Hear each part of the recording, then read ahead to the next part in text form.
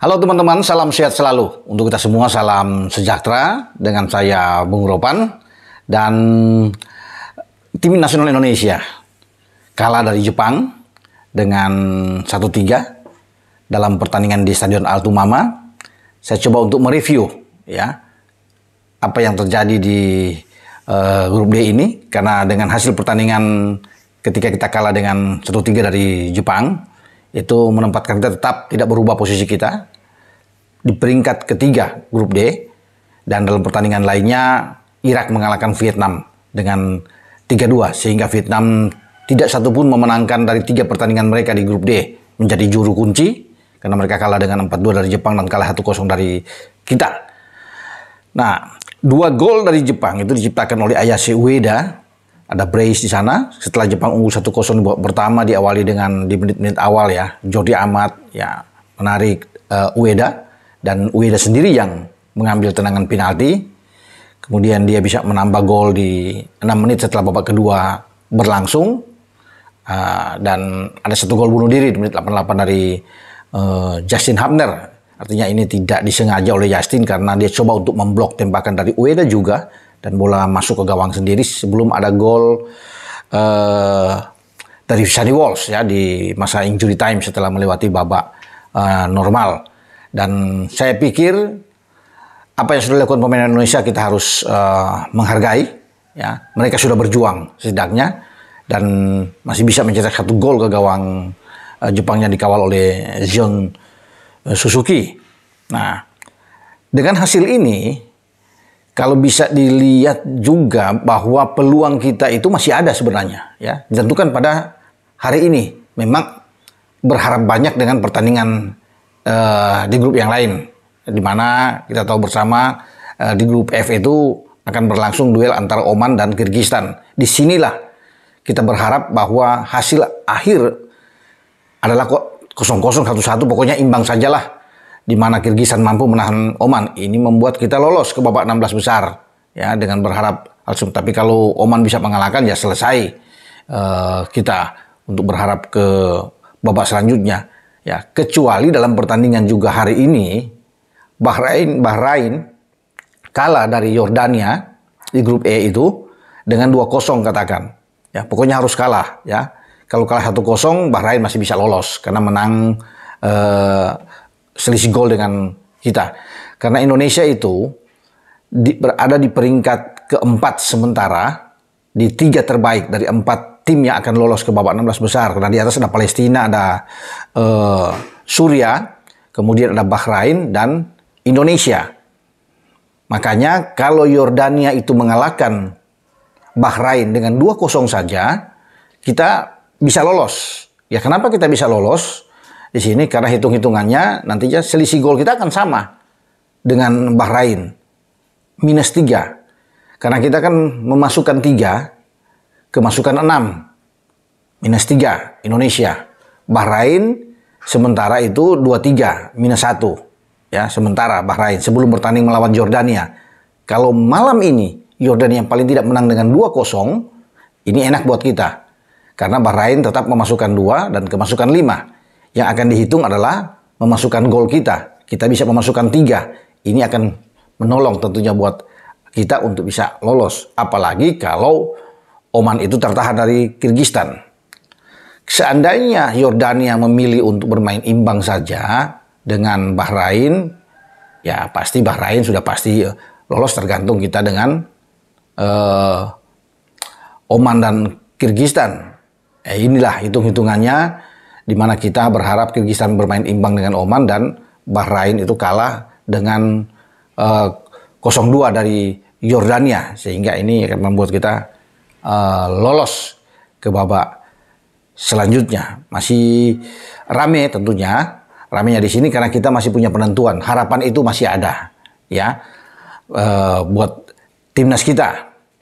Oke, kalau melihat juga dari pertandingan melawan Jepang, teman-teman juga semua sudah menyaksikan ya, banyak dalam tayangan langsung yang disiarkan oleh RCTI, di mana Jepang memang unggul segalanya. Level kita memang berbeda ya dengan Jepang, dan itu harus diakui. Kalaupun untuk melihat dari statistik ya apa yang ada, dalam pertandingan melawan Jepang itu Jepang melepaskan 14 tembakan, 2 diantaranya on target. Hanya 2 on target Jepang, dua-duanya menghasilkan gol dari Ueda ya, dan 1 gol bunuh diri tentunya dari kita. Kita melepaskan 3 tembakan sepanjang pertandingan, 1 on target. Satu-satunya adalah tembakan dari Sandy Walsh untuk menggetarkan gawang Shion Suzuki di menit akhir. Penguasaan bola memang sangat tinggi dan itu sudah bisa ditebak sejak awal bahwa sulit untuk bisa menghadang Jepang dalam hal ball position mereka yang baik. Ya, kualitas pemain mereka yang oke, kita bisa melihat bersama-sama. Passing-passing mereka, visi bermain dengan sangat baik, transisi permainan mereka bagus dari bertahan ke menyerang dengan oke, ya kalau bisa dilihat di sini. Dan 72% memang Jepang ada di atas, sementara kita hanya 28%. Kalau melihat juga dari operan-operan pemain Jepang dari kaki ke kaki itu mencapai 665 kali mereka melepaskan operan, sementara kita hanya 269 kali. Jadi itu yang membedakan duel kita dengan Jepang. Dan bagaimana dengan kalau misalnya dari STY ya, kalau bisa melepaskan starting 11 kemarin, memang ada perbedaan dengan Asnawi tidak bermain, Sandy Walsh yang bergeser. Kalau melawan Vietnam kemarin kan Sandy Walsh bergeser ke tengah, bermain dengan 3 back, Dayori dan Justin Hubner. Sekarang Rido yang tampil lebih awal untuk dengan Justin Hubner dan Jordi Amat bermain di sana. Arhan masih tetap di kiri. Di tengah itu kalau bisa melihat ada Yakub Sayuri dan lagi-lagi Egy Maulana dimainkan sejak awal. Padahal memang saya berharap bahwa Egy tidak dimainkan dulu dan berharap sekali Sain Patinama justru yang saya pikir akan dimainkan. Jadi bisa ada Sain di tengah, ada Marcelino, Ivar Jenner dan Yakub Sayuri. Ternyata di tengah adalah Marcelino, Ivar Jenner, Yakub dan Egy. Toh Egy juga ditarik keluar karena tidak maksimal bermain. Ya ada 3 pergantian yang dibuat oleh STY. Ya, termasuk menarik Yakob dan juga Rafael Stoik. Witan Sulaiman dimainkan, bahkan Elkan Bagot ikut dimainkan untuk didorong lebih ke depan, dan juga Ricky Kambuaya yang masuk. Jadi kalau memang Egy pun ditarik keluar, mengapa tidak? Saya pikir dengan dari awal aja Sain diberikan kesempatan. Sayang memang Sain Patinama itu tidak bermain sama sekali dalam 3 pertandingan, baik kita menghadapi Irak, menghadapi Vietnam dan Jepang. Padahal banyak yang berharap bahwa Sain ini diberikan kesempatan tentunya untuk bisa bermain setelah dia sebelumnya kembali ke Belanda untuk mengurus ibunya yang sedang sakit, tapi kemudian dia balik menyusul untuk memperkuat tim Merah Putih atau tim Garuda kita.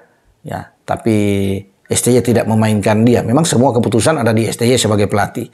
Tapi setidaknya juga banyak yang mengharapkan, dan saya sendiri ingin melihat bagaimana kalau Sain bermain sejak awal, tapi tetap STY lebih memilih dengan Egy yang justru tampil duluan. Tapi terus Egy itu ditarik keluar, baik menghadapi Vietnam, menghadapi kemarin dengan Jepang. Oke, dia tidak maksimal tampil dan ditarik keluar juga. Nah, Jepang sendiri melakukan banyak perubahan ya. Hajime Moriyasu kemarin memainkan pemain-pemain yang saya pikir itu tidak ya, atau berbeda jauh, mungkin ada 8-9 pemain yang diubah sama dia ketika kalah melawan Irak dan akhirnya melawan Indonesia perubahan, termasuk Minamino duduk di bangku cadangan. Ya, Asano tidak dimainkan. Ya, kalau bisa melihat dari materi pemain mereka selain Shion Suzuki, di belakang itu ada Maikuma di kanan, ada Tomiyasu yang bergeser masuk ke tengah bersama dengan Machida, tidak ada Itakura di sana. Taniguchi juga tidak ada di sana. Ya, kemudian di kiri masih ada Nakayama yang dipertahankan. Kubo ditarik ke tengah bersama dengan kapten ke-11 Wataru Endo. Ya, tidak ada Morita juga tidak dimainkan di sini. Hatate yang bermain di tengah. Richie Doan tampil kembali sebagai pemain utama karena sebelumnya dia menjadi pemain cadangan masuk di babak kedua ketika kalah melawan Irak, dan Ayashi Ueda mengisi. Asano yang sebelumnya juga tampil di depan.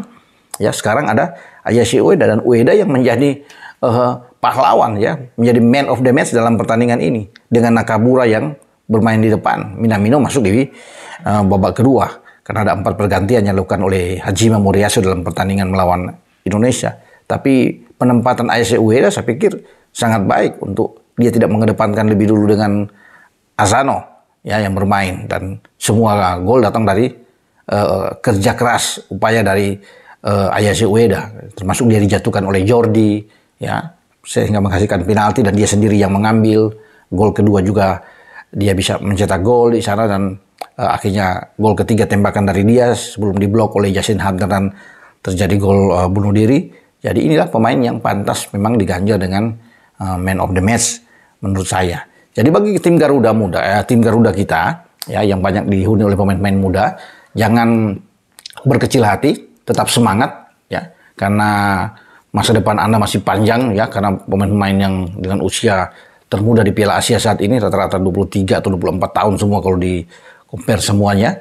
Jadi ini yang menjadi modal kuat bagi kita bahwa ke depan ya pemain-pemain seperti Marcelino Ferdinand, Rafael Stoic, Ivar Jenner, Justin Hubner, ya, Rizky Ridho, Elkan Bagot, Pratama Arhan, semua adalah anak-anak muda yang nantinya untuk berkembang 3-4 tahun ke depan kita akan menjadi sebuah kekuatan, dan itu sudah dilihat oleh para pemandu bakat yang banyak datang ke Qatar, juga pers asing yang melihat bahwa Indonesia akan berbahaya untuk ke depan kalau melihat pemain-pemain. Belum lagi kita kan masih banyak pemain-pemain lagi masih muda yang akan masuk, dan kita akan melihat lagi pertarungan kita di U23 di Qatar juga dengan banyak pemain. Ya kalau sudah ada Jai Isyas masuk, Nathan Cho ikut di dalam, ya paling tidak untuk tim senior kita bisa disegani lah.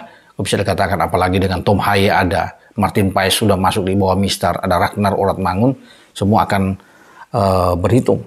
Apapun yang harus dikatakan, tetap harus respect terhadap perjuangan anak-anak. Mereka sudah bekerja dengan keras sepanjang pertandingan, dan yang menjadi sisi positif buat kita, setiap pertandingan kita mencetak gol.